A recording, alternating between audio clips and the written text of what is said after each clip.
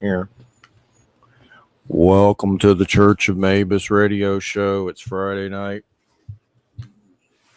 I heard Jack Nicholson's son, or not the son, one of his family members got arrested for domestic something. And I didn't read the whole article. Hey. And so one of his relatives or something like that. But Harley, you better calm your friggin' teats. Anyway, yesterday, was it yesterday or the day before? The day before, we were doing dog care, and we have a lot of dogs that you better cut it out. You're chewing on my hand like it's a bone. The dogs are acting crazy, so we're wondering if there's something crappy around. But anyway, what happened is we were doing the dog care and stuff, and I was getting water. And there's some dogs here that don't get along. Some of them are my nephews, some of them are ours. And he keeps his in his room, and we keep gates and stuff to, when they're in the house, keep them away from each other. One of the older dogs, Zenobia, wandered down the hall. And next thing you know, one of his dogs, who got in a fight with another dog here that's close to Zenobia, comes out from between his legs and just latches onto her like a jaws and will not let go. And there's another dog here that does that to dogs, did it to one of their dogs. And there's like dog feuds.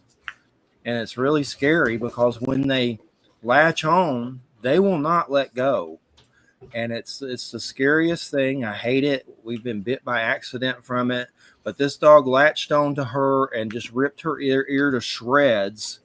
And she didn't do anything. She's an older dog. And she did it because that other dog attacked one of the dogs in there at one time. It's just crazy. But here's the weird part about it. As I'm getting the water, well, earlier in the day, we were watching Monster Quest, and I haven't watched that show in a long time. Like, I've never seen all of them. I just started watching it for some reason. There was episode 13 in season 1 about werewolves and dogmen. Yeah. And we were watching it, and actually I realized that Kim, what's her name? Pape, or I never can say her last name. She's in it. A lady that's on her Facebook that was friends with Linda Godfrey, who passed, that was in the werewolves heavily and stuff. Linda Godfrey was on that episode. But anyway, as I'm doing the water, the lights start flickering like crazy, like 5 times, like it's an earthquake or something. Like the house wasn't shaking or anything, but they've never done that. The same time, this insane dog fight is breaking out as the lights are flickering. And it was just really kind of weird and eerie. And the worst part was just the damage from it. But it was, I'm not going to say it was paranormal, but it seemed kind of demonic or something, like weird, like creepy. Like you're watching the Dogman episode. Next thing, dogs are fighting. It's weird because I don't, Graham, a friend of mine, and I have to reread it, but he said that there was somewhere he moved and some dogs were acting kind of weird and something about Dogman. So sometimes I wonder if there's dogmen that are bad. Maybe they can like manipulate dogs or something, or I don't know. Maybe. I'm not going to rule it out, and I don't know exactly why. We never figured out why the lights have never done that. They've gone off or blinked once, but not like a strobe light during a crazy ass dog fight. So that was just weird, really creepy. But anyway, it's just been crazy, and it's Mercury retrograde. I'll be glad when that shit's over. Thank God. What a bone crusher. What a bone crusher. But anyway, Scott Pelzer's here. Wham's here, Professor Wham. Scott Pelzer's from hsvparanormal.com. And it's just been a hard month. My brother lost his job, so some internet bill stuff and all this stuff. And just craziness. And he may have a job at this Jeffers place, so we're hoping. So it's just a lot of stress. And it makes you crazy. It makes you psycho. And anyway, good to have you here, Scott. I originally saw you on Kickstarter. Tell us a little bit about that and what you're doing on there. Yeah. Once again, thanks for having me on. So I'm associated with Greater Huntsville Paranormal Research. I'm the founder, lead investigator of the group. I've been in the paranormal since at least 2008. But we've been working on this web series about encounters that we're having, local paranormal history, that kind of stuff. And as production was going on, what you saw on the Kickstarter was an attempt to buy some new cameras. But yeah, we're getting close to finishing it. The Kickstarter was successful. We were able to get just what we needed, and the show comes out first episode here in 2 or 3 weeks now. So Very cool. And so, how did the Kickstarter go? What was the funding on it? Did it hit the funding and everything? it did. We were hoping for 350. We ended up with I think it was 385 or something around that. It was somewhere close, it wasn't exactly, but a lot more successful than I could have ever hoped for a first time on Kickstarter. And what first originally got you into the paranormal? What was the catalyst for that for you? So this is an interesting question for me. It seems like everybody kind of has that moment where they realized, the paranormal is real. This is something, they're trying to explain something that happened to them in their childhood. For me, I was kind of brought up already believing in it. I didn't have that catalyst moment of yeah, this is real. I need to figure out what caused this. It's just something I've always been kind of aware of and heard stories about, and it's a real passion of mine. So, and what are some experiences that you had? Have you actually had some run-ins out there when you were out there? I have. I got started in 2008 really seriously trying to catalog stuff. And what I was looking into at the time was this series of recent Bigfoot sightings. I know Alabama doesn't sound like a place where you'd have a whole lot of Bigfoot activity. You normally think Pacific Northwest, but it's kind of a hotspot out here, especially around the 2008, 2009 time period. And anyways, to make a long story much shorter, we started hearing sounds very similar to the Ohio howls. We lived right at the edge of the Montesano Nature Preserve. And in an ongoing attempt to capture it on audio or film, I would go out just randomly off trail trying to see what I could find. And one day I had an encounter with a Bigfoot type creature. I didn't see it head on or anything, but you could, there's a word for it. I can't remember, but where you're walking through, you're walking through an area, making a lot of noise, and you realize all of a sudden that you're hearing that second set of footprints beside you out in the woods. I forget the name for that effect or whatever, what have you. But is it the Oz factor?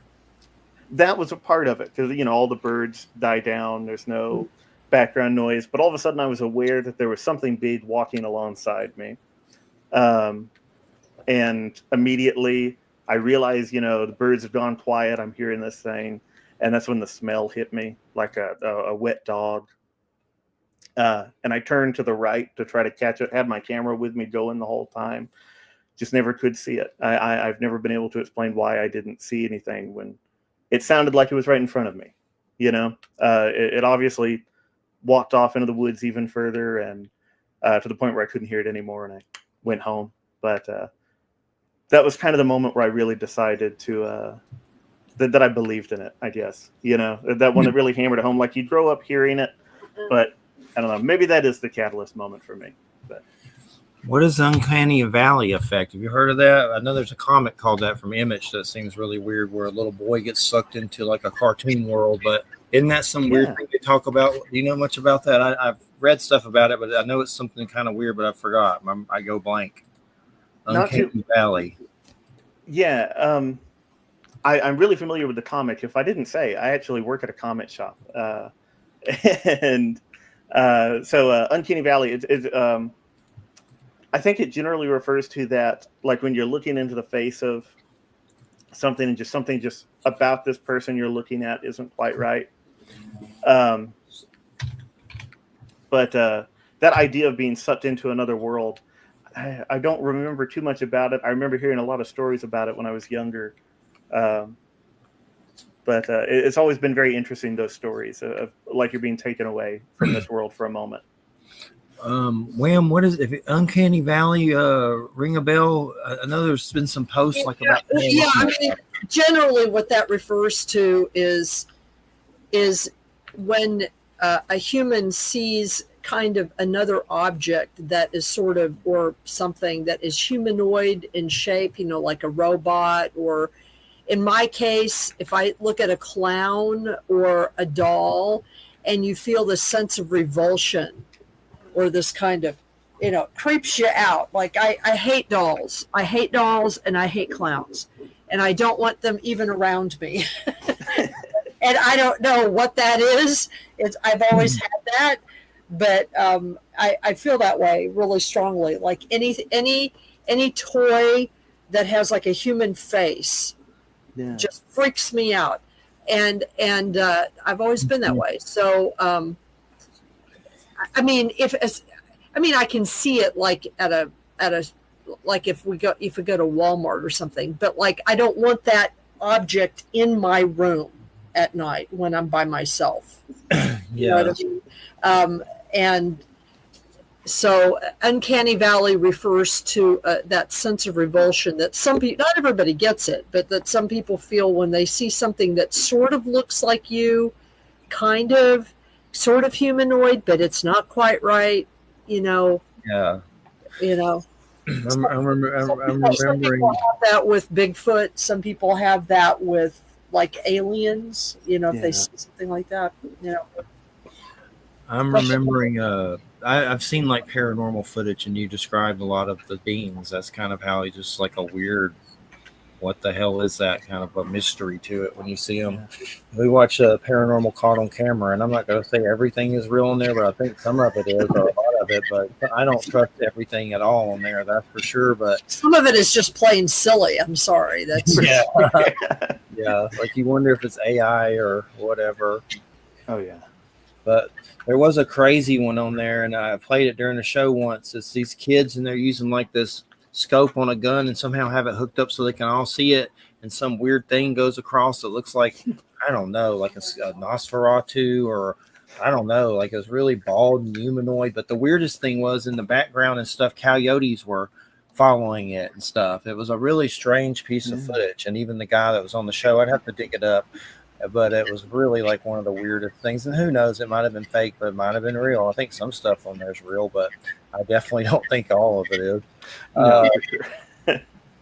Yeah, and it's silly their responses to it and stuff. And you're like, I just want to watch the footage. Who wants to hear their little quirks about it and little funnies and whatever? But the big thing is, well, so what are the plans with the documentary, and how can people see it, and what's going to be some of the episodes? So it's going to be on YouTube. You can find it on easiest way to get to it is just hsvparanormal.com. There's a direct link on the front page and in the blog post to these videos as they're going out. The first episode comes out, like I said, August 31st. It's the first part of a UFO experiment that we conducted last summer. The attempt was to see, we were hearing a lot about this idea that UFOs can be summoned with your mind or that sort of stuff. And so we kind of, I don't want to come off condescending or anything. I do believe in UFOs, but we kind of half jokingly decided, hey, let's see if we can do that. The response was so much more than we ever could have expected to get, like the response that we seem to get in that video, I mean to say. But Signal and Noise goes way beyond that. There's ghost hunts, weird experiments in the woods, and all sorts of paranormal history, our encounters. It really runs the whole gamut of the paranormal. It's going to be a very cool thing. So yeah. So y'all having some UFO sightings up there? That's the main reason we do the show. Is I had a lot of UFO sightings when I was I still have them, but that's the main reason we do the show. But it's a lot. There have been a lot of sightings in your part of Alabama. They're few and far between, especially as time goes on and drones become more and more advanced. It seems like people are less willing, if they were already not very willing to say that something's unexplainable in the sky. Now it's more so than ever. But we do still get a few, mostly orb type sightings. Those like weird, amorphous shapes, almost not really a defined craft. But we've heard from 2 or 3 people in the city that have seen it. And that night last year, that was what we saw, was this orange glowing orb that moved across the sky and just took off. And the main reason that we, do the show was when I was younger. At 17, I had testicular cancer, and then a few years later, my dad died, and I started having a lot of strange encounters with seeing beings and seeing UFOs with witnesses, and it led to doing this show. And there was a time when I was having problems getting guests and stuff, and I said a prayer and had a UFO sighting. And next thing you know, after that, I'm on the radio talking about that UFO sighting. And the next thing you know, I'm on the phone with Stanton Friedman, nuclear physicist, and like interviewing Jim Mars and like all these legends. And it was kind of like the aliens, give me the supreme hookup. It felt like they helped or something. Like I think it's about raising consciousness, but I don't rule out that there may be some that are nefarious or whatever. Have you been keeping up with any of this weirdness about this comet Atlas or whatever, that they are freaking out like they're about to cut their nuts off like Heaven's Gate? Like, this is aliens. Scientists are like, these are villain aliens. They're coming to invade us. They're hell bopping it up, buddy. Yeah. I've been keeping up with that one. I agree with I'm not sure how to pronounce his name, but Avi Loeb, with his statement on Medium, where he was like, it goes against what they stand for as scientists to not consider that it could be something alien.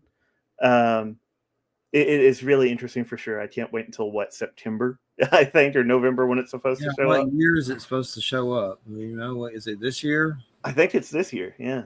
So they were saying something too about another thing in 2027. There's different ones, so I can't keep up. I'm not ruling out that's something weird, but how do you know it? Why would you think it was? I mean, not you, but the guy that said that they're villainous or like Mars attacks or whatever. How would you know that unless you met them? So I mean, they're trying to. And I know there's a lot of creepy stuff about government fake invasions and stuff, and I wouldn't put something like that past Trumplegooch. Yeah, one of his rants. Let's just do it. Fake aliens. Ooh. Yeah. Then, one of his coke binges or ketamine binges, whatever he does. I know there's like this weird bill of sales or something of all the drugs done during like his last time he was in. It's like insane, like just drugs. I think there was even a lot of ketamine, tranquilizers. Well, but anywho.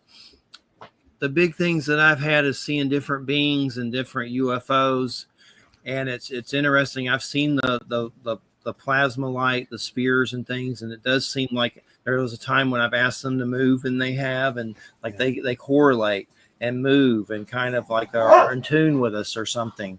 And have you kept up with the only reason I say this is the Chris Bledsoe guy that's on Skinwalker Ranch and Beyond Skinwalker Ranch at all?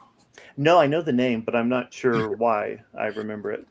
Well, basically, he wrote a book called UFO of God, and I started to read it, and it's actually pretty good. I just never finished it, but it's on the Christian section of Amazon, has 5 stars, and people are below it in the comments saying they can do this stuff now with UFOs. He can summon UFOs. And on Beyond Skinwalker Ranch, he has Andrew Bustamante, some former CIA spook, and Colonel John Alexander with him. And that show, I think there's genuine phenomenon, but there's definitely some stuff up with it because there's so many government spooks on it. It's very creepy that there's that many government spooks. Would you stop it? For sure. Government spooks on these shows, but he can summon that light. Then they had him on one with his daughter where they went down to the Florida Everglades, and he could do it and she could do it. They put him in a copper tank. And every time he put his hand up, one would appear, and he couldn't see because he's in the copper tank with the Monroe Institute. So it gets really weird. Like, that's a show I would recommend watching. I don't believe it all, but it's the craziest show like that I've ever seen on TV. It's just because it has so many weird government spooks on it, which gives me the creeps even more. That's creepier than the phenomenon. It really can be. Yeah. Yeah. But what's some of another weird thing, the Fukushima on this God, what was that show called? Explorers or something, wham, on Netflix, that with the 4 episodes in the Fukushima. On one of those episodes, there's over the Fukushima nuclear plant when it goes dead, when all that crap happened to it, some lights like that appear over it. And it's called it's not Explorers, it's Encounters. Okay. Encounter. Actually, there are 2 stories about the Fukushima thing. One is on Encounters, and the other is on.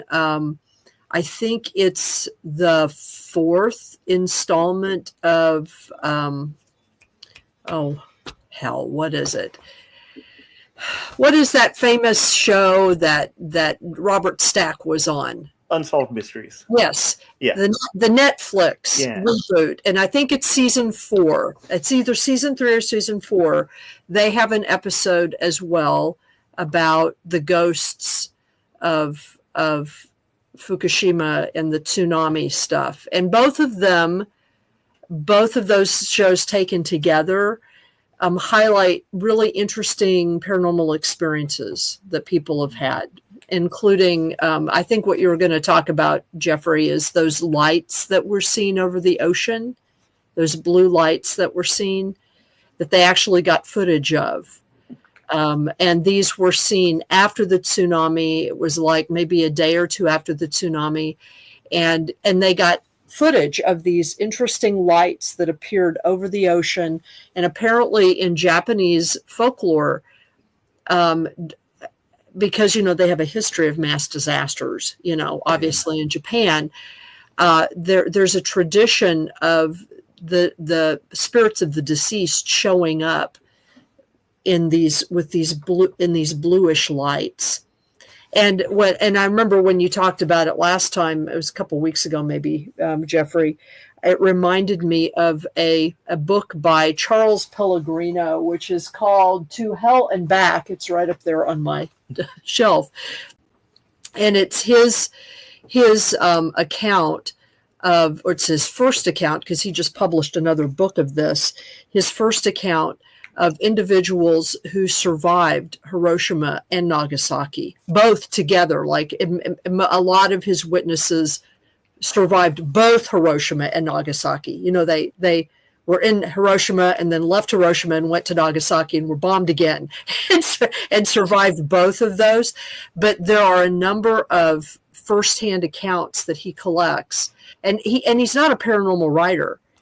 He's just basically recording what people tell him, because a lot of these witnesses that survived those bombings, they're dying now, that's and they're the only people to have ever witnessed anything like this, at least so far on the planet.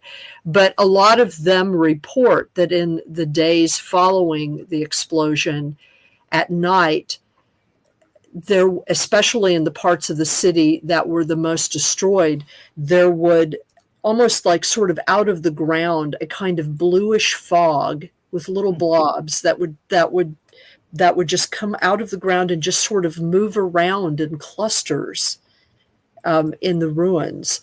And of course, there's no way to know whether that's a natural phenomenon because of the radiation, or there's no way to know.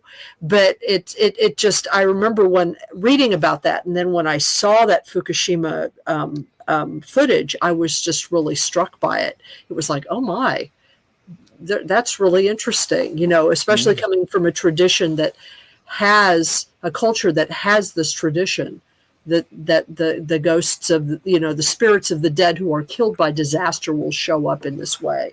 It's just interesting. Yeah, and when I first saw that footage, it reminded me of some things I had seen in the past, and then it reminded me of the Chris Bledsoe stuff that he's interacting with.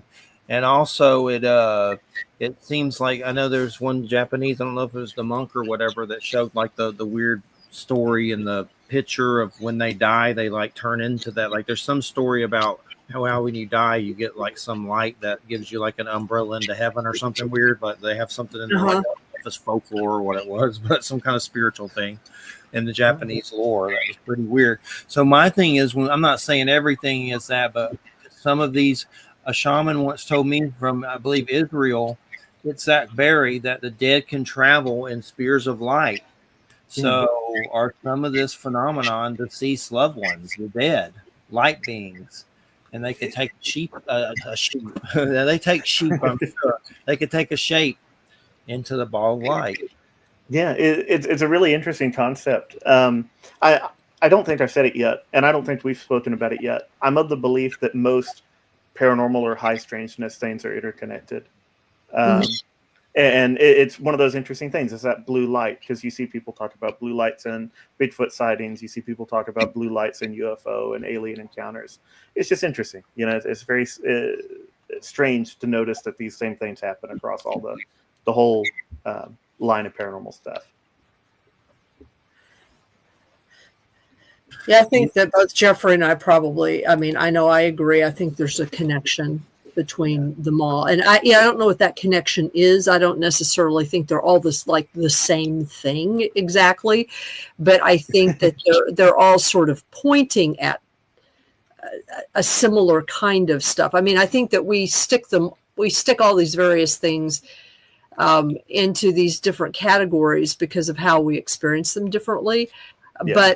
But the commonality between them is that they're unknown, and they point to kind of a level of reality or a level of consciousness, or both, because I don't think those are necessarily different either. That in our common everyday waking experience it's not that it's not available to us, but we don't experience it all the time. It's not obvious to us. Yeah.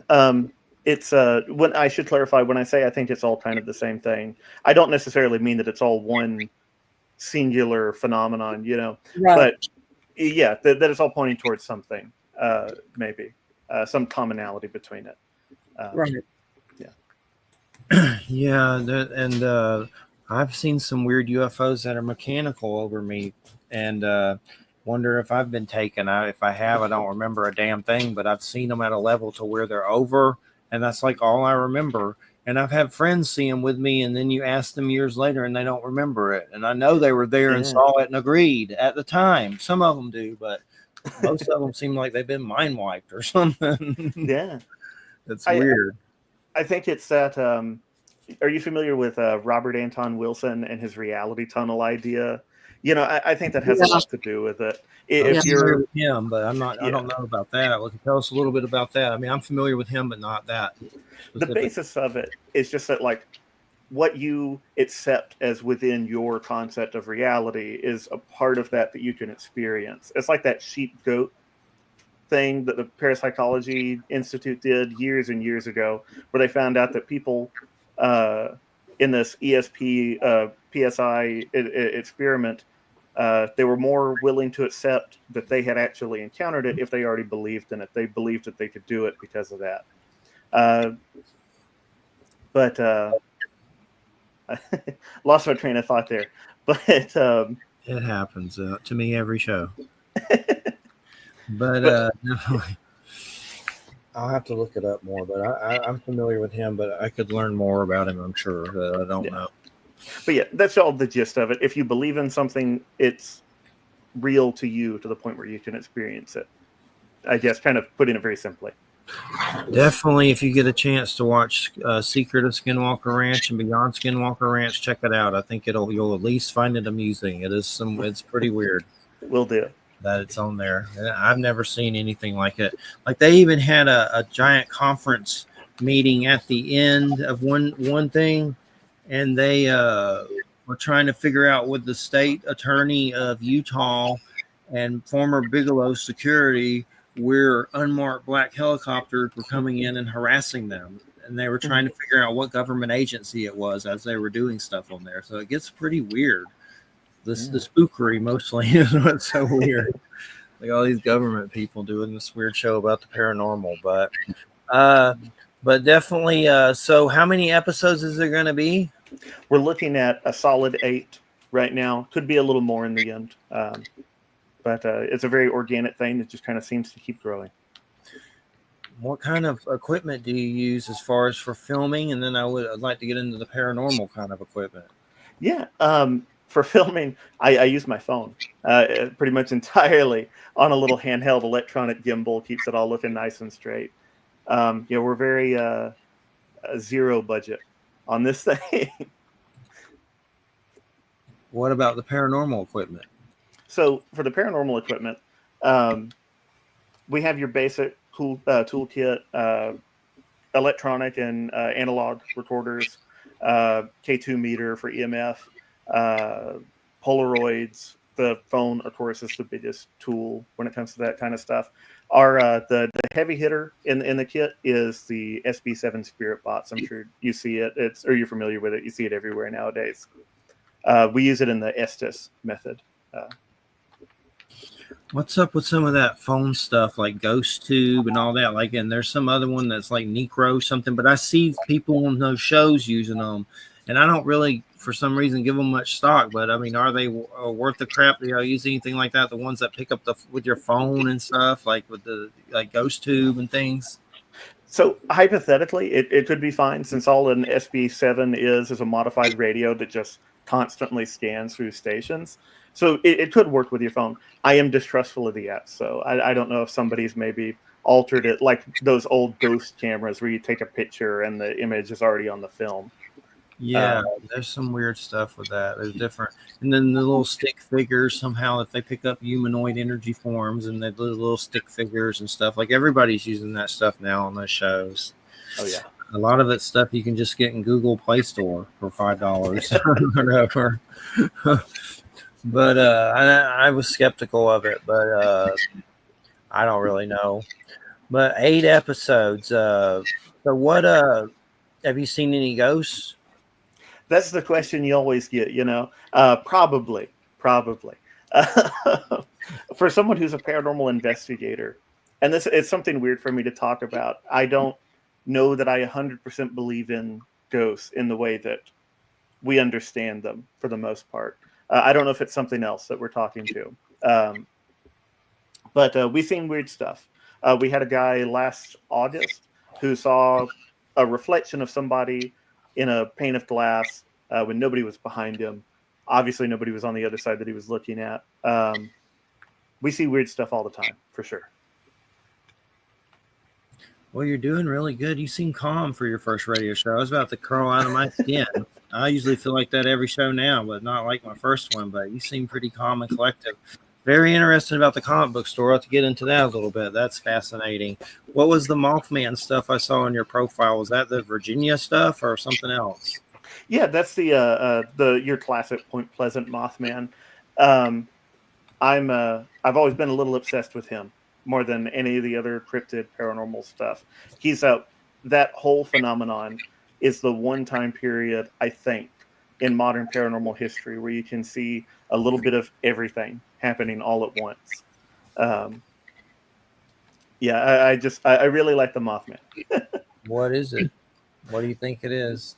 You see a lot of people say he's probably a harbinger, the idea that he's some creature with a slightly higher view than us, slightly better view on things than us.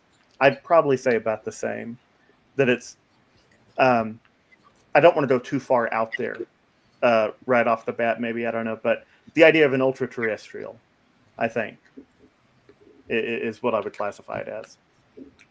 Yeah, it's definitely weird. And the John Keel book and the Richard Gere movie. I'm surprised Richard Gere is in this movie.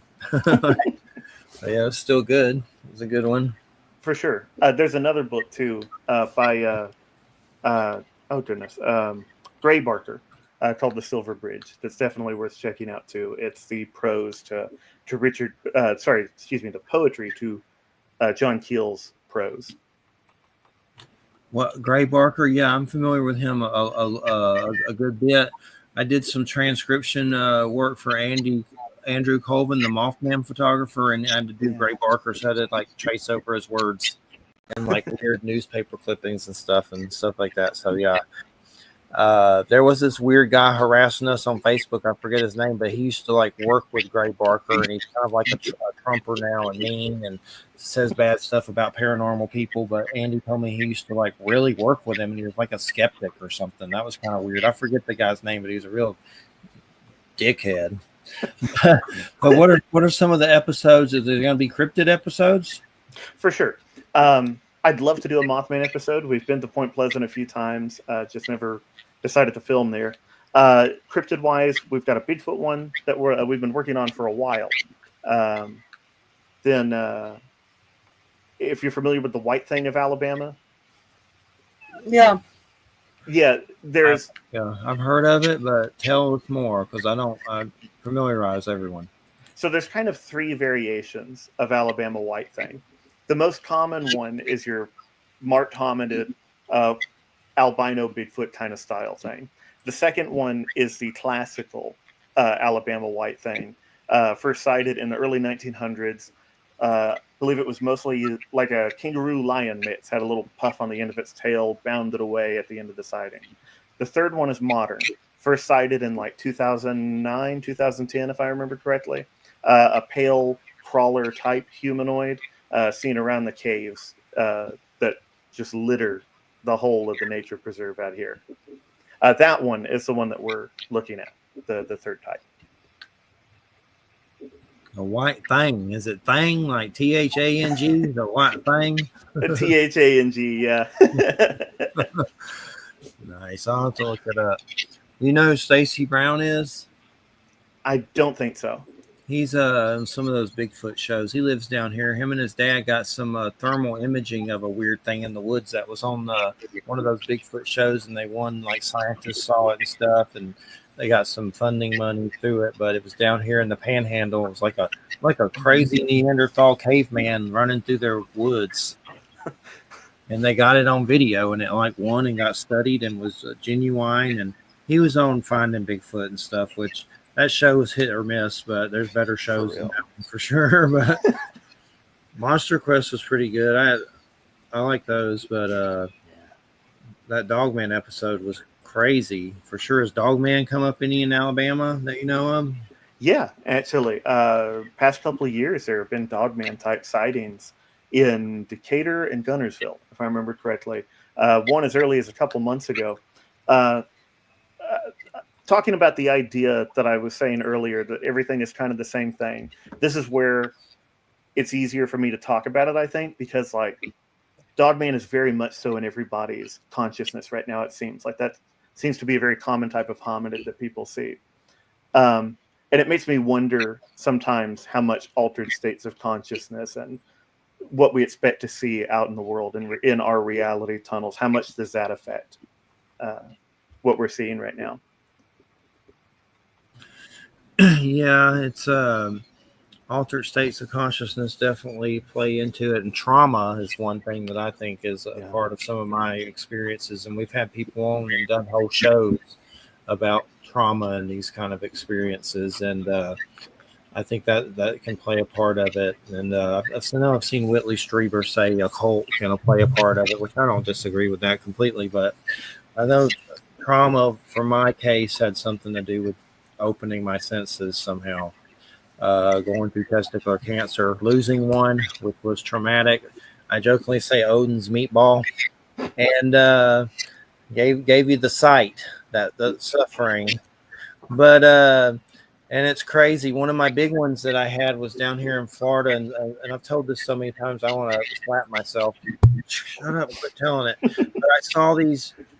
I had the Bible playing Watchword in the house, and something said go outside and look. And I went outside and looked and saw two beams of light as if they were in the house, fly through the roof. And I'm assuming they were in the house and came through the roof, but it was like they were leaving the house and flew into the heavens. And I was completely sober, nothing. And I've been messed up with partying with friends and seen stuff, and I'll tell you that. But at that time, nothing. Completely sober, just two people made of light. Like they could have been spirit. Maybe they turned into those balls later. I don't know. It was like something out of a comic book. It was so crazy. I get goosebumps every time I tell it. Yeah. Every time I tell it, I get goosebumps. But so has there been anything out there that scared you? I'm not one that scares easy when it comes to the paranormal. The scariest thing to me that I've encountered. Have you been on my website very much by chance? Yes, I've explored. We had I had a brand new roster on the team, right? Or it was a brand new team pretty much about 2 years ago. And we were on our first big investigation. It was a local house, very clear haunted house, residual type haunting more than likely. And I'm sitting up in the upstairs bedroom with one of the other investigators, and we're just talking, kind of enjoying the night. And we see this beam of light hit across the top of the door frame. And I jump up and I'm like, that is either something that we need to look at or somebody just shown a flashlight up through that window. So we run out to the hallway. I look down and there is a police officer walking down the alleyway. That's the scariest thing I think that's ever happened to me. I've had them come out before and tell us we couldn't look at the sky anymore and to go home. And we're out at this construction site all staring up. We're lucky we didn't get arrested or something, because I'm sure we were messed up, at least on weed or God knows what back then. But he made us leave and go back to the house. But it could have been worse, I guess. That was a weird experience once. I was doing psychedelics and it was early in the morning, and I go, "This is Eden." And because I heard the bugs, and it was like a Jesus moment, I guess, or whatever. And and suddenly, like months later, they built a subdivision down the road called Eden Wild. Nice. That was weird. Yeah. That was like right down the road. I don't know if I popped into some dude's head that had to name it or something from saying that. Maybe. Of course, it was some yuppie neighborhood, but I left before they built it, but they were building. I thought that was weird, but definitely. So who's all on your team, and what's the name of your comic book store, and where is it? You plug that. I forgot about that. So I work at the Deep. It's in Huntsville, Alabama. It's probably the largest comic book store, at least in Alabama. Been around since 1995. I'm the morning shift lead there. Also on the team is my manager, Robbie, very good friend of mine. Trevor Capone, another friend that we met while working there, and a handful of other people who worked with us and that we've met while doing stuff out in the field. And we just all kind of found this shared passion for the paranormal. Robbie had tried to start a group in the past and it just didn't work out. I already had a big history in it and the GHPR name. And it just it was serendipitous, you know? But it's great there. If you're ever in North Alabama, come by the Deep. I'll be up at the front counter. You know, we can talk about anything paranormal. Deep. It's called the Deep, like D-E-E. That's cool. Yeah.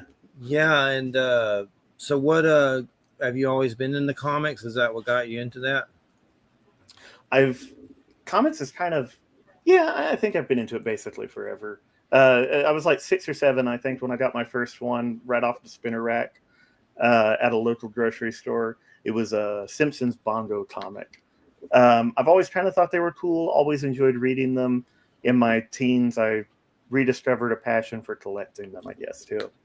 But there's definitely some great paranormal books. It's a career that really marries well with the paranormal. There's a new series that there's quite maybe you know some too, but High Strangeness, and it's by Omni Press, and somehow Elijah Wood owns the company, Spectre Vision or something. He's a part of it somehow, but it looks pretty interesting. That's coming out soon. I've been keeping up with the James Tynion Blue Book. Absolutely. Blue Book ones with Betty and Barney Hill, and now he's doing the Red Book, which is like Chinese and Russian UFO real stories. So that's awesome. It really is. That Blue Book series is just great. He did that Jersey Devil one too, I think a couple months ago. Yeah. Just ended. That one was really good too. I need to read that one. That one looked crazy. There's some weird book he did called Weird something too with paranormal stuff on Amazon that I don't know if you heard of it, but it's kind of like, I don't know if they even sold it at comic book stores. Let me look and see if I can find the name of it, but it's paranormal. Is it True Weird? Yeah.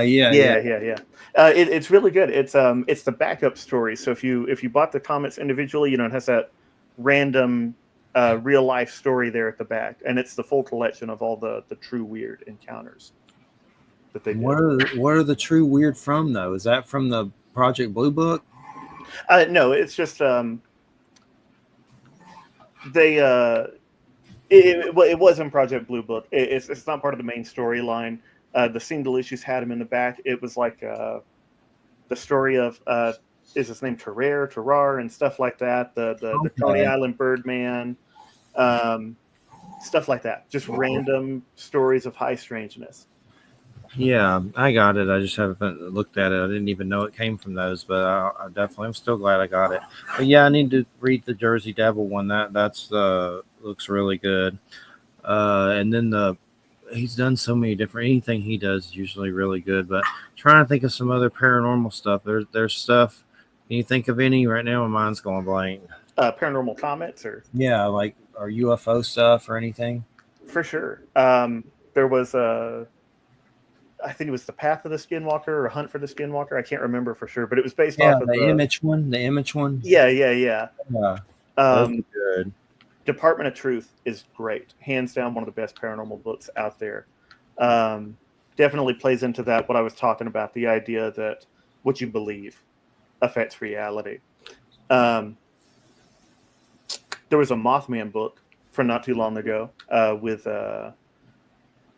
really beautiful covers. They're all over the place, the paranormal books. It's really a great time to be into the paranormal and a comic fan.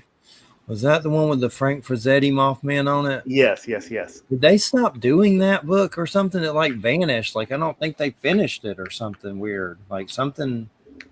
I thought they finished it. I can't remember for sure now. I'd have to look it up, but I've noticed a lot of those type books from that company seem like they really started being slow coming out, and I don't see them anymore when I look through pre-orders ever. So I think something happened bad. It may not have finished.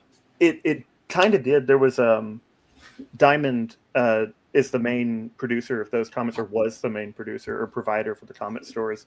They went bankrupt. It was a huge scandal. A lot of books got pushed back because of that. Yeah, Diamond owns the previews, and they've lost most of the titles now to other publishers. But yeah, that really delayed a lot of those. Yeah, did you get all those Mothmans? Because I need to be. What was the name of it? Do you remember? It was just Mothman. I think it was just Mothman or the Mothman. I need to make sure I didn't miss any, and if it died, Yeah, I know I got a few of them, but I don't. I think it might have croaked, or they came out and I missed them, or something. I'll have to dig. Comic books are such a pain in the ass. I love them, but they're a pain in the ass on so many different levels when you get addicted to them. Like yeah. Becomes like a drug habit. There's just so many. Mm-hmm.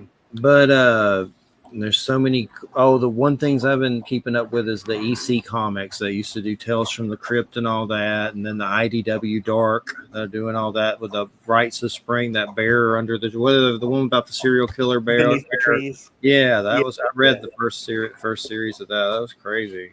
Yeah, it was. There's a Sleepy Hollow series coming out from the Tim Burton book, and they're doing Event Horizon series, like a prequel to that movie. A lot of crazy stuff for sure, definitely. The biggest thing I've liked, and I don't want to get into it too heavily, is that whole Robert Kirkman Hasbro Transformers G.I. Joe universe thing. That's really good. It's been a great read, yeah. Yeah, that Cobra Commander series, I wanted it to go on forever, but it's only 5 episodes, five issues. Yeah, all the best end up that way, you know. Yeah, and that was weird. Him living underground with snake people. Did you read that? I did, yeah. That was crazy. But that's how I grew up with comics. I owned a spinning rack, and I'd beg my mom for it in Kroger, and she bought it. And now look what happened. All hell's broke loose. Yeah. The damn comic book. Yep, there you go. But there's just so many. But I'm the type now that if there's a trade paperback and the comics, too expensive to buy, I don't mind just getting that. You're not taking the comics with you when you croak. Unfortunately, unless you get an ethereal astral version of it in the Akashic Records when you croak, which I'd like to think that a digital copy, but definitely I don't like. There's some, what is it, 7 Years of Darkness by Joseph Schmocky. Mm-hmm. Are you familiar with him? Yeah. He was actually going to be on the show and showed up late the last 5 minutes.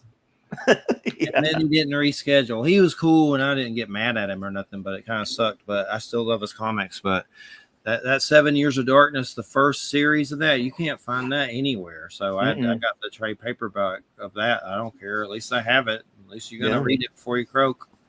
Those trades, they're the best way to read them at the time. Yeah, so. And they're big on Kickstarter too now. Like that's the big thing, the trade paperback.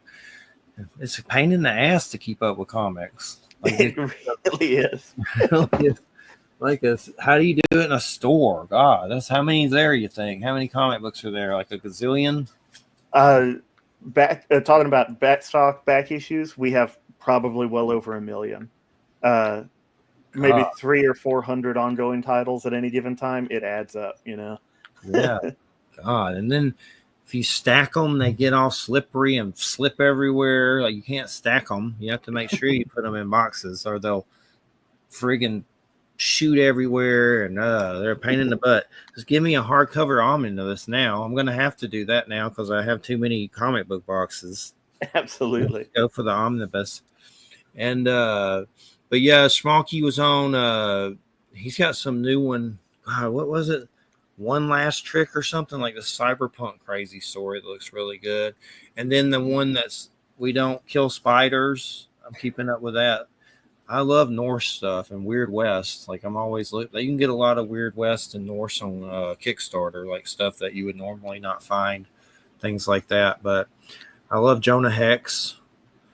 Oh yeah, the Weird Western tales and stuff like that, like the old stuff. But there's some Weird West out there, but they're hard to find that are good.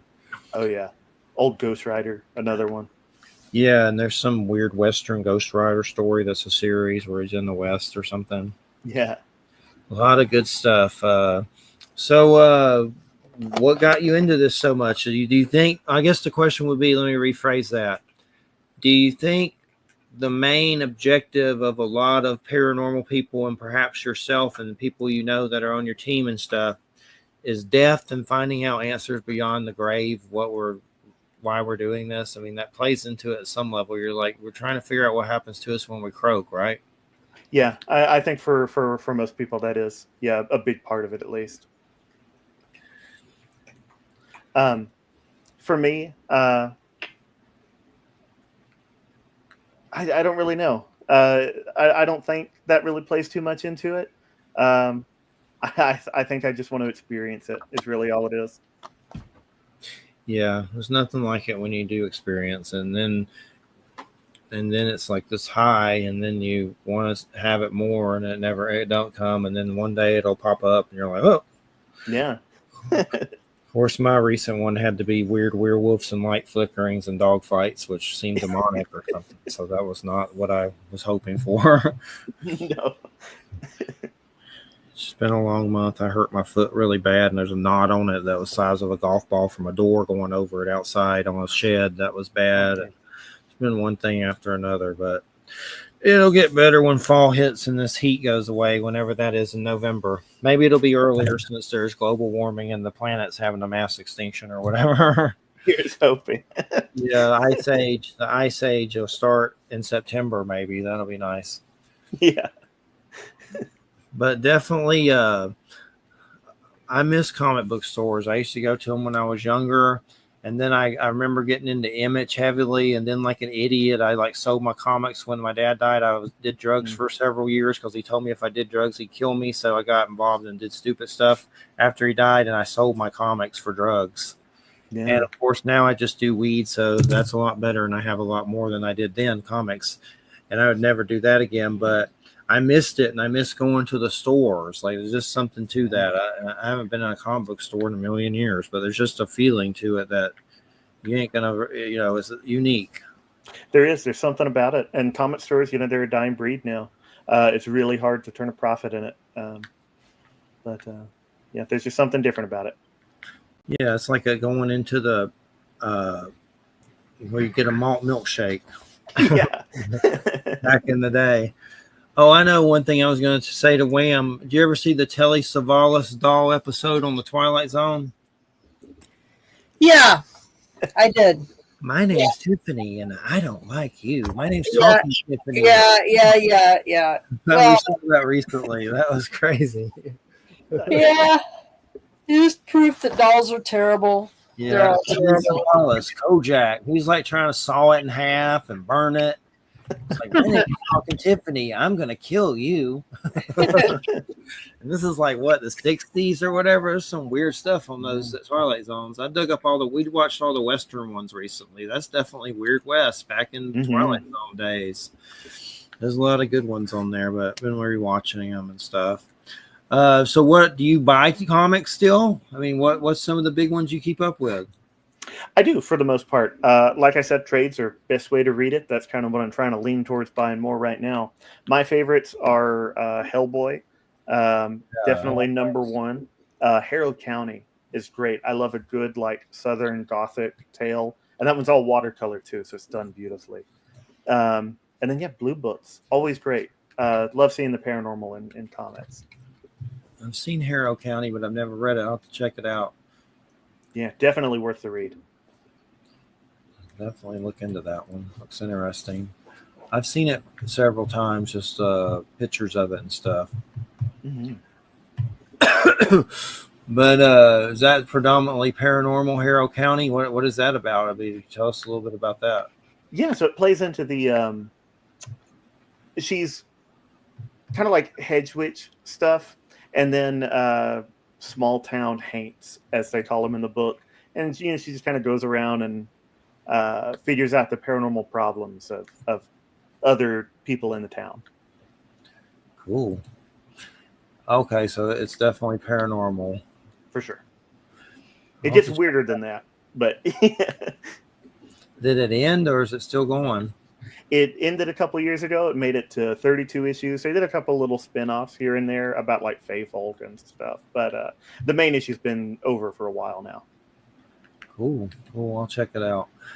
And so do y'all have does the comic book store have a website or anything, or is it just strictly the store, or they do an online store? We have an eBay store.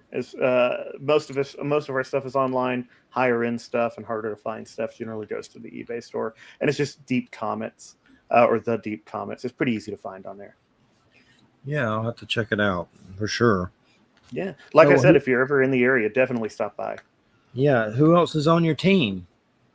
It's me, my manager Robbie, and then another coworker that we met, Trevor. But a lot of people who worked at the store do help perform other roles every now and again. But they're the core members right there. So. And how do y'all plan going out? How often do y'all go out?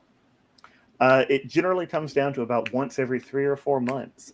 For the most part, we kind of plan these ourselves, keep track of local sightings, and we'll go and see if we can't see a UFO or catch a glimpse of Bigfoot. Every now and again, though, we get a call or get an email from somebody in town who needs assistance with a paranormal problem of some type or another. And y'all go out. How do y'all assist to get rid of the problem? It's more about understanding it than getting rid of it. I was talking about people in town who were having UFO, like plasma orb type sightings. There was a woman in town who wanted our viewpoint to help her come to terms with what she was experiencing. Oh, and what do you think she was experiencing? I think it was something legitimately highly strange. Like I was talking about, last summer we had an encounter with an orange orb. I think it was something similar, whether it's a UFO or, like you guys were talking about some type of spirit that's manifesting in that way. Who am I to say? But what she saw was something real, I think. And so the other team members, are there specific reasons why they're into it? It's just an interest, or if something happened to them that got them into it? Or I know Trevor, he had an encounter with a shadow figure when he was a kid, this recurring encounter actually with a shadow figure he calls it a Bart Simpson style head with the little jagged lines on top of it. I think that's really what got him into it, trying to maybe understand that, come to terms with it. The other member, Robbie, he's always been very interested in the occult and that kind of stuff. It's just a natural kind of thing for him, kind of like it is for me, something he grew up with and around. has there been any specific authors or anything that have influenced you in the paranormal, like from books? Definitely John Keel was a big one for me. Whitley Strieber as well. Although when I was a kid, I was terrified of Communion, mainly of that cover. I hated to look at it. It was something about it that really bothered me as a child. But yeah, those are the two big ones, I think. Whitley Strieber and John Keel. That's cool though. Alabama representing. Glad they got some smart folk in the paranormal. Appreciate it. Yeah. We had a lot more teams not too long ago. As far as I'm aware, we're the only one left operating in at least the north part of the state. It's interesting. I run across people in Florida, like there's archaeologists, and that Lloyd Pye used to live here. That he passed away, and the Star Child skull, and people are nested down in all the southern states. We're here. Yeah. Yeah, and we're definitely the smartest ones of the bunch. Because we're looking for answers, so for sure. And just keeping up with everything. I'm familiar with Whitley Strieber. I've read the books. I haven't really read much of his new stuff, but I've been planning on it at some point. I just haven't got around to it. But love the Christopher Walken movie. Yeah, Communion. That's a good one for sure. Gonna do what with that probe? What are you gonna do? And I'll kill you. But Christopher Walken, I still need to watch Severance season 2. Where I'm surprised that that's on Apple. It's a good one that calls Severance.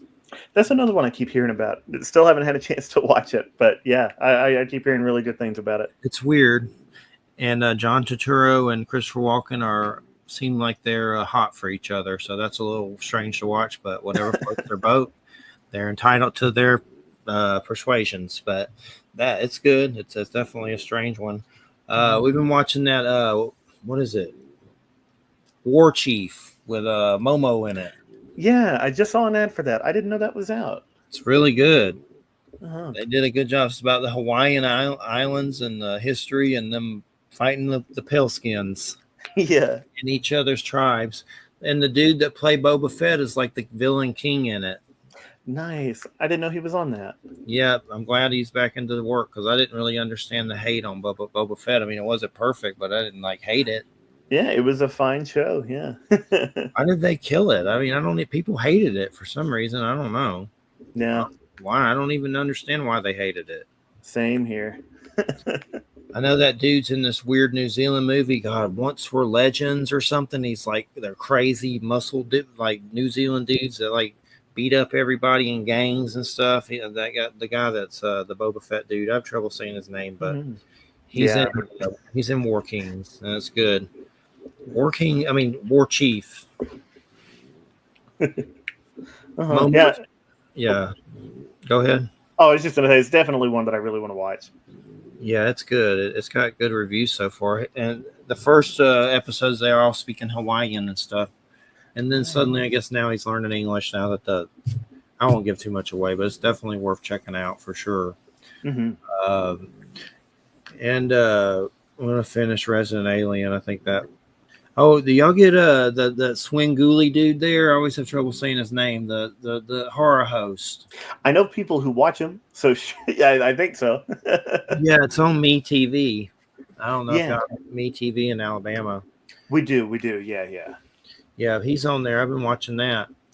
That's a weird thing to watch, kind of like a relic, one of those relic things that you're not going to really see anywhere else. A horror host that comes out of a coffin, throws rubber chickens at you, and shows weird old horror movies. I know.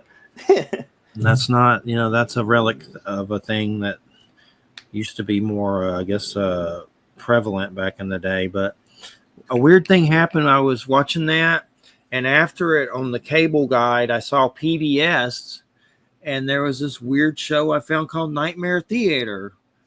That's really weird with a devil host. This is on PBS. And a dude that wears a wrestling mask and a dude dressed as a possum. And they show horror movies and they talk about the devil and Satan a lot. And I'm like, what the hell is this? But it's they're horror hosts like that dude. Yeah. It's on PBS. Man, I'm going to have to look for that one. Yeah, it's good. I recommend both of those dudes. I like it. I Mhm. finally found MeTV on my cable. Like it took me forever to find it for some reason. They didn't have it like listed, or it's like I found it by accident. Yeah. But those Wow. horror hosts are hard to come by. There's a book that gets into the history of Chicago, and apparently that's where a lot of them came from, is Chicago. Like a lot of different weird ones. But I find that fascinating. Some of those personalities that host those things and stuff like that. It's definitely a dying relic of a thing that's cool For sure. on a lot of different levels. But so, what's your ultimate episode going to be about? The finale? I can tell you it's the second half of that UFO encounter that we had. Where this past summer or this summer, I guess I should say, we've been trying to replicate it. The overall goal of it is to find out if there really is connective tissue between all these different paranormal encounters, and I feel like that UFO really is a linking point for us. And what did it look like again? It was an orange orb, not like drippy or overly moving, just like a lightly glowing orange orb. And how did y'all feel when you saw it? Did it feel like it was trying to contact you, or goosebumps, or? That night, we believe. I guess what I should say is we practice intention with all this. Setting our intention for the night, what we want to encounter, how we want to interact with it,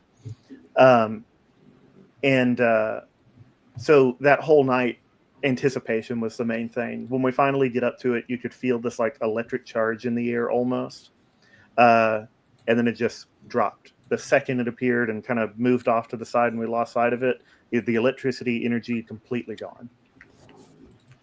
Awesome. Definitely. It's an awesome thing for sure. What do you do with intention and stuff? What do you like, positive affirmations or prayer or? Like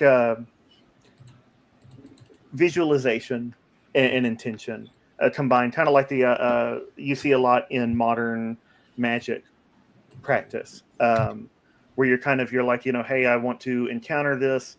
I'm putting this out in the world, this intention that I want to encounter it, that I'm going to encounter it. Robert Anton Wilson goes into it a little bit, the idea behind it, with the quarter trick, I think, where he talks about, if you visualize a quarter, you put your intention behind, I'm going to encounter this quarter. You envision the year on it and all that sort of stuff, and eventually you'll find that quarter out in the wild. So yeah, that's kind of what we're doing with it. How did you run into Robert Anton Wilson for the first time? Was that something younger you came across? It was really recent, actually. We'd had that encounter with that orange orb, and it left me shaken. It was a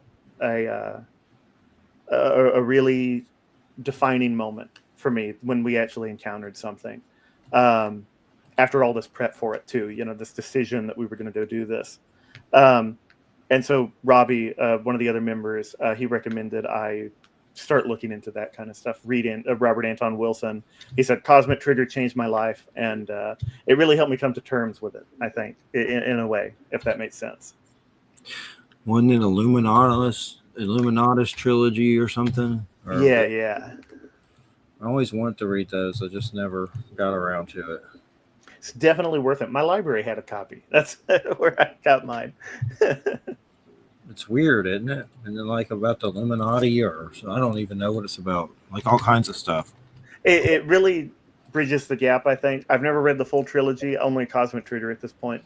But it was just such a big moment for me. It really embedded itself in my conscious. I always see memes of him and stuff, and I know I'm in a group on Facebook that's always like has memes of him, saying cool stuff. But yeah, I've always wanted to read the Illuminatus. But is it 3 books? I think 3 it's books. Yeah, I have to read it one year, hopefully, before I croak. And definitely. So, what's in the future? Is there anything you want to do after this, or anything big? Thinking about? Signal and Noise. It started as this really insular 8-episode project, and I think it's kind of going to just keep going, if that makes sense. Like this is one portion of the Sid, Illinois storyline. Maybe the name will change, maybe the goal will change over time, but we're going to keep documenting what we are encountering and what other people around us are seeing. Cool. Have you ever thought about a book or anything? It's definitely something I want to do, but not something I've even come close to approaching right now. Yeah, it's a pain in the ass. I've done it before, and it's a pain in the arse. For sure. But definitely. And what's the website again? hsvparanormal.com. There's links to all of our socials, everything on the page. And the Deep is the comic book company. It is, yeah. The Deep Comics, Toys, and Games. And that's Huntsville, Alabama. Yep, Huntsville, Alabama. Well, it's been great having you on. Keep us in the loop for future projects. And thanks for the comic book chit chat. Will do. Thanks again for having me. Hope to see you guys again. All right. Yeah, I'll have to get you on again and keep us updated. Take care, Yeah, man. Thank you. Definitely will. Have a good one. You too. Bye-bye. All right. You're listening to United Public Radio 107.7 FM New Orleans. And goodness. What the hell am I going to talk about now? I am completely and utterly exhausted. This has been a very stressful week. I'm sorry. It's like I have been struggling not to just literally fall off my chair. That's how tired I am. It's just been crazy. It's just been a crazy week. Everything feels crazy. Yeah, it does. Like, I think the thing that finally just kind of shoved me over the edge was when I know this happened a couple of days ago, but I just had the opportunity to read about it yesterday when I read that there is apparently some order coming down from, Trump on high that he wants to kill two of the most important new satellites that we've put up and that they track various things. They track climate change, but they also track long-term weather patterns so that farmers use them, shipping uses them. They're used for weather forecasting, and he's told NASA engineers that he wants them to be decommissioned and crashed. I mean, it's like, really? I mean, this, farmers depend on this to know how to plant, to know where to plant, to know it's, oh God. I just sometimes wonder if Putin's like making him do this stuff because of PP tapes or something crazy, and he's like controlling him and giving him like ideas just how to torture us. I don't think it's Putin. I think it's people like Laura Loomer and crazy people that are in his own administration. I mean, why would it have to be Putin when he's got idiots around him? Yeah. Influence. Who is he influenced by? That I mean, there's. He's got all kinds of stupid influencers. I mean, it depends on what it is about. So for example, the guy that is in charge of all the the guy that encourages him about the tariff stuff is what is his name? Let me look. Is Howard Lutnick. And Howard Lutnick, he insists that tariffs are going to solve everything, but this is not based on any kind of financial expertise that he has. He wrote like a novel back in the 2000s or something, in which he, like, in the novel, he talks about how great tariffs are and how they build the economy, and it's not based on anything real, actually. I mean, the way that he sees tariffs. I mean, there have always been some tariffs, you know. I mean, tariffs are kind of like a thing that even trade partners do to each other, but they're low level tariffs. They're tariffs that are like 1%, 2%, something like that. Yeah. You know, they're not 20%, 25%, 50%, 100%. I mean, that's ridiculous. And so, you know, that's like one of his advisors. Another one of his advisors is this woman named, what's her name? Laura Trump. Laura Trump. She's married to Eric, and she's basically a, she's a social media personality and a conspiracy theory wonk, you know. And I don't know. It's just, you know, the people that he has around him are just people that they're as dumb as he is, and they adhere to all these conspiracy theories, and they're just, you know, yes people around him. You know, and then of course there's Stephen Miller, who is sort of, you know, he's the anti, you know, the race nationalist, anti-immigrant person. So he's crazy. He's been crazy for years. So anyway, I mean, there you can find out who's specifically around him. Yeah, it's just nuts. It's just crazy. I just see so many things about weird cuts and defundings and yada yada yada yada yada yada. And Yeah. like he's just dismantling everything. But Yeah, and not replacing it with anything. You know, it's like dismantling everything without actually. So it's like, okay, so money has already been apportioned for most of what he's dismantling. So he's not going to fund those things anymore. Well, what happens to the money then? Does it actually get used to do anything besides sending money to Israel?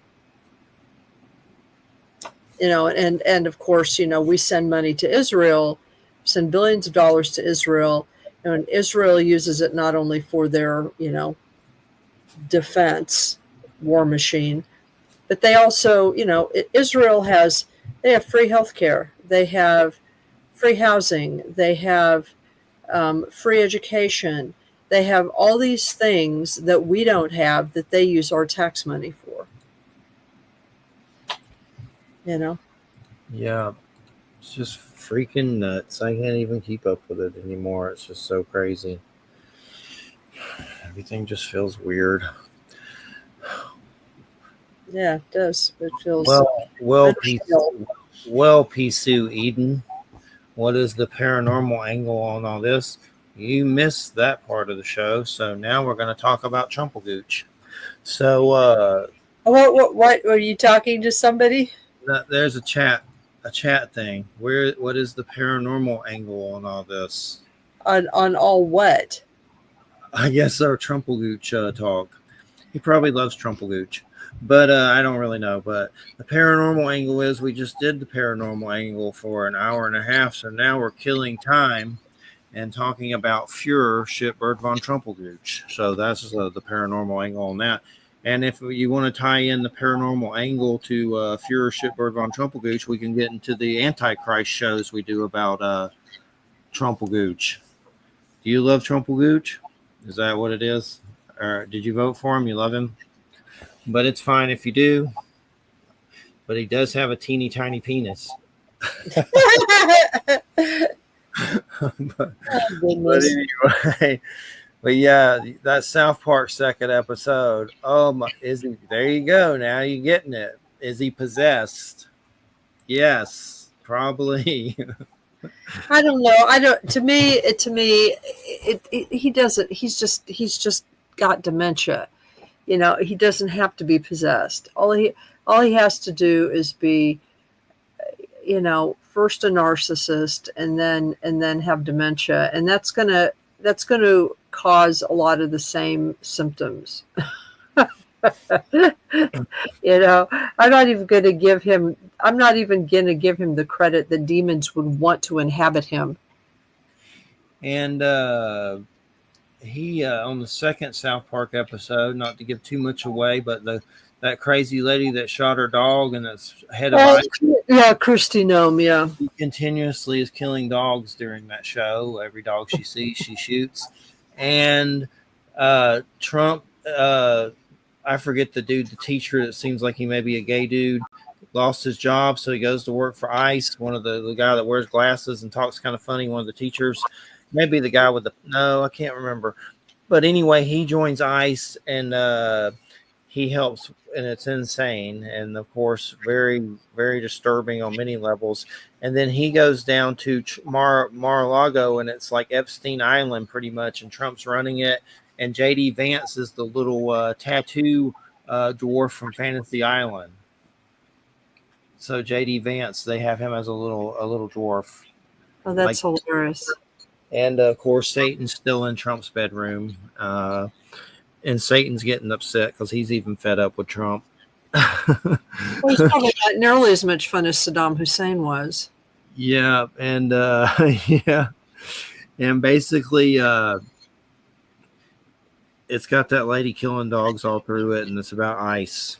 And it's disturbing, but it's funny. But it's also kind of disturbing to a point to where you laugh some, but you're like, it's nobody wants to see dogs get shot, and that happens like. Exactly. It's continuously there's bloody scenes of dogs being shot. It's a cartoon, so it's not as bad as seeing the real thing or a movie. But basically, oh yeah, her face keeps falling off because of Botox, and it's the living alien organism that keeps running away trying to grab people. And then they get her face back and put it back on the gnome lady, and all of them fix it and put her face back to normal. Then it melts back off and runs away. It's definitely some of their top-notch cartooning lately. Yeah, I haven't had the chance to actually sit down and watch any of those episodes. It's something I'm going to have to do this weekend. I mean, I still haven't been able to watch the latest episodes that have just been released of Strange New Worlds. So I just haven't had time. So eventually, hopefully, I'll have the opportunity to look at those. To catch up, yeah, and you got to be careful with Paramount. That's hopefully, aren't they? Didn't they ended Discovery? Didn't they? And then that over. Oh, they ended Discovery like 2 years ago. I mean, Discovery was ended a while ago. They also ended Lower Decks. So yeah, I mean, the only reason I stay with them at all is because of Star Trek. So yeah, I can't think of much else on there, but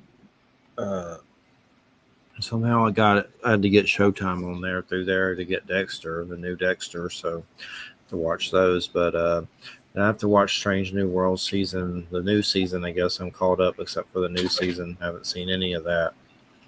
What happened to that warehouse? Wasn't there one that was kind of weird with the Asian lady? Did that ever start? Oh, you mean Section 31? Yeah, did that start? Well, it's not a series. They made a movie. Oh, okay. They didn't make a series of it. They made a movie, and the movie, I have not seen the movie, but apparently the movie is not as good as it could have been because it was kind of hastily put together. And there were I guess it was just sort of sloppily done, like the script wasn't great. And, Michelle Yeoh is about the only thing that's decent in it. Yeah. Are they doing any other shows that you know of? Is there going to be any other spinoffs? The only one that they're still teasing is Star Trek Academy, which is something that a lot of fans have wanted for a long time. Yeah. And it's set in the Discovery universe, so it's 900 years or whatever in the future. One good thing I saw about that, and I'm just remembering, is Paul Giamatti's going to be a villain. Ah, That's gonna be good. He's a good actor, yeah. and anything I've ever seen him in is pretty good. He's supposed to be one of the villains in it. Who was wasn't Amanda Plummer a villain recently in one of them? Um, I don't know. That's the lady that was it Picard? Amanda Plummer. Yeah, she was in the Picard one, wasn't it? I think so. But she's been in a lot of stuff. Amanda Plummer, she's been around for a long time. She's in Fisher King. She's been in a bunch of stuff, but Oh she was yeah, Vedic. she was in Picard, and she did. I mean, it was a very interesting character that she played. She played uh, she played I can't remember what the name of the character was, but it was Captain Vatic, and so she was in 6 episodes in Picard season 3, and she was a changeling. You know, during the Dominion War, she was a changeling that had been captured by the Federation and had been tortured as a child as they were trying to figure out how changelings worked, Yeah, and try to figure out how how to infect the Dominion and win the war that way and everything. It was kind of a secret, one of those secret clandestine medical biological weapon projects, but as a result of that, that she those changelings who were subjected to these tortures, one of the things they were tortured with is they were tortured using various technological devices. They were tortured into figuring out how to hold their shape for too long, and as a result of that, many of them, she was one that was included, many of them had difficulty returning to their true gelatinous form. So in a sense, they were trapped into whatever shape they had been forced to assume. And so a lot of her anger towards the Federation was a kind of revenge. yeah, she was a good villain. She's a good actor. Yeah, she was very good. She was very, very, very good. I'm remembering it now. It's in my brain. The ending was really good too, and besides, oh yeah, there was some Q crappy thing at the end that you probably hated, wasn't there? Oh yeah, yeah. I mean, Q showed up, and that you realized that Q was going to be in on the life of Picard's son, and and also it implied that Q was sort of more involved with what had been going on, in the entire series of Picard than you really knew. And it was like, I guess that was their way of sort of tying everything up, because the very first episode of the New Generation features Q. So Yeah. it was a way of sort of tying all that up, I guess. But I do hate Q episodes. I know. I hate Q as a character. What's some of your favorite villains on there? What, on Star Trek? Yeah. And it has to be the whole franchise. Okay. I think probably my most favorite villains are on Deep Space Nine, and one of them is Gul Dukat, the Cardassian, who is very narcissistic and slowly goes through the course of the whole series, slowly goes a little mad, and finally joins forces with the Pa Wraiths, who are sort of the evil fire spirits of the Bajoran people. And then connected to him is the character of Kai Wen. She's the Bajoran, the religious head who has that thing on her head that looks like the Sydney Opera House. And of course, that character was played by Louise Fletcher, like brilliantly, like completely brilliantly. She's a good example of what happens when religious zealousness goes bad. You know, she's really, really good. I still need to watch Deep Space Nine, but I haven't watched it.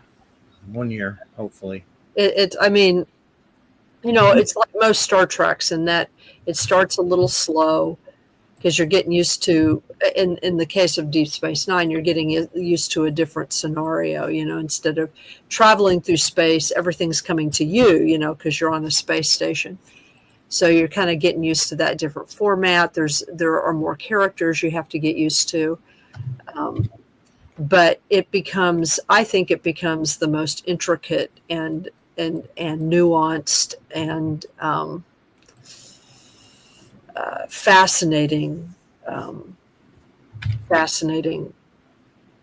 series of all of them. I mean, still, even with Discovery and all the rest. I mean, Strange New Worlds is fun.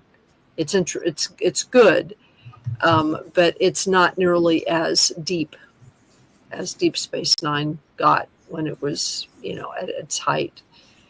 And a lot of the characters, you see them, over the course of the show, you see them change and arcs of their characters, and they deepen. It's really, really amazing. What did you think about Voyager? Someone's saying that's their favorite. I've heard of it. I've never watched Well, Voyager. There were things about Voyager that I liked. It's not my favorite. There are things that I liked. It was an interesting concept. There are some good episodes in it. It's the whole interesting exchange that the Enterprise and Janeway in particular ends up having with the Borg is really interesting because the Delta Quadrant, which is what they're traveling through, that's the origin quadrant of the Borg. So eventually they wander quite deeply into Borg influenced space. And so they have to figure out that, of course, that's where they get 7 of 9. And they have to figure out ways to survive being, with the Borg as galactic neighbors, more or less, and how to escape from them. There are some really terrifying episodes too. Like there's a species that's called, I believe, the Vidians or something like that. And this is like earlier in the series, but they are a species that is affected by some kind of a medical condition that is called the phage. And it's not entirely sure. I was never sure exactly what the phage was, but it was a disease that caused their skin and their organs, and it basically caused selective degeneration of parts of their bodies, and including and especially their face. And they so the only way they were medically advanced, but they couldn't figure out how to conquer the phage. So what they would do instead is hunt other sentient beings down, and with their superior sort of genetic ability to work with genetics, they would harvest like organs and skin and other things from other species in order to replace their own stuff as that stuff fell off. It was gross. It was disgusting. And they had several episodes that dealt with the Vidians and how how they tried to get away from. There's this one really disturbing episode where one of the Vidians falls in love with B'Elanna, the half Klingon engineer, and she, of course, doesn't share this interest, and they're particularly fascinated with Klingon physiology, which she has some of, because genetically the Klingons, their ability to regenerate things is a lot greater. They have a higher metabolism, and so they can, they have duplicated organs in their body, and they're able to regenerate things like skin cells and all that faster than humans. And so they her in order to try to harvest some of her, but this one Vidian falls in love and interested at all. And she was earlier in the show that she has been interested in human crewmate person. I believe that she was he with, and so these good friends, and so in sort of the episode's horrifics, in order to try to be attracted to him, this Vidian kills this and puts his face, his face on his face, and then present himself to B'Elanna, this guy. It's gross. It's like really horrific. It's like Star Trek does horror. Does horror. Sun Dragon asked, anyone recall the shapeshifter lady from TV show early Star Trek series? I liked her powers. I don't know if you're talking about old Star Trek. I don't remember. But the original series? Yeah. Is that what you mean? The first one? No. Voyager. Voyager, he said early Star Trek, but I mean, that could be it. I don't know. Is there a shapeshifter lady that you remember?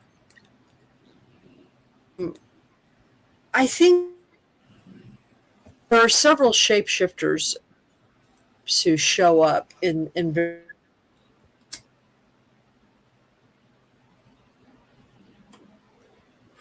Well, Wham's freezing up.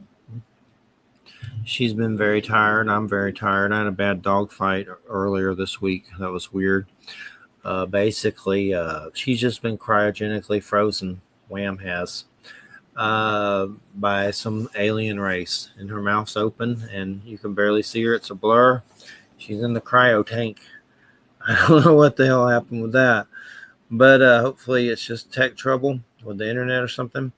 And anyway, there was a bad dog fight, and before we were watching Christina and me were watching a Monster Quest Dogman episode 13 on the first season, and then we started to do the dog care because we have a lot of dogs we take care of. And while I was getting water for the dogs in their bowls and cleaning their bowls, the lights started flashing really bad in the house, like over and over, all over the house. And I've never seen them do that. Usually they just flick once and go back to normal, or a couple of times. This was like over and over. But as this is happening, a dog in another room that we have to keep separate from another dog squeezed through someone's legs and ran out and attacked an older dog and almost bit its ear off. And the whole time the lights are flicking weird during it. And we just watched that Dogman episode.